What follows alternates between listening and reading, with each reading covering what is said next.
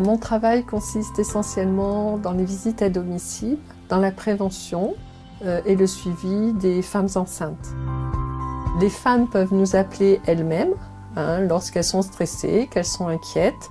Elles appellent le numéro du conseil départemental, le numéro PMI, et on va les voir à leur domicile, à leur demande. C'est entièrement gratuit, il n'y a pas besoin d'ordonnance.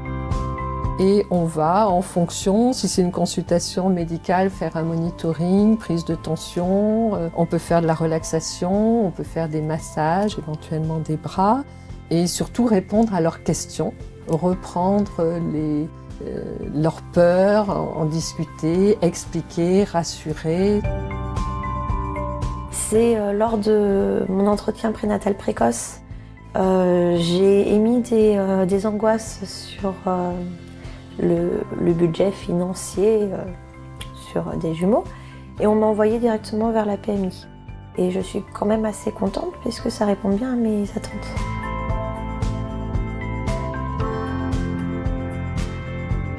Déjà on vient chez moi, ça c'est génial, j'ai pas à me déplacer parce que bon, au bout d'un moment le déplacement c'est un peu difficile.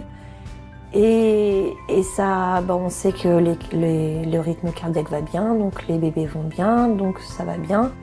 On est suivi régulièrement. Le gynéco, c'est 1 fois par mois, ça peut être long. Donc là ça répond justement au vide qu'il y a entre les 2 examens et ça enlève beaucoup d'angoisse.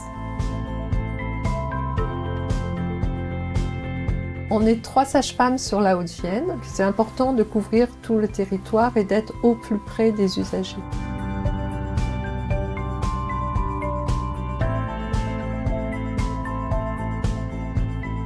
Sur différents points du département, il y a des cours de préparation à la naissance qui sont faits par les sages-femmes PMI.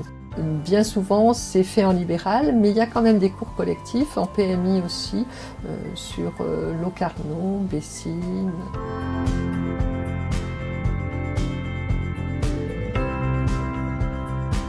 Depuis récemment, on fait des consultations davantage axées suivi gynécologique et contraception.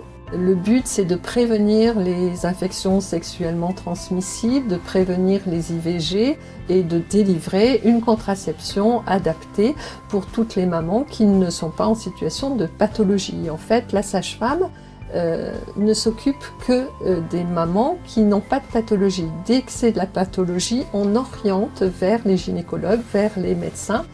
Mais le but, c'est de dépister et de faire vraiment de la prévention.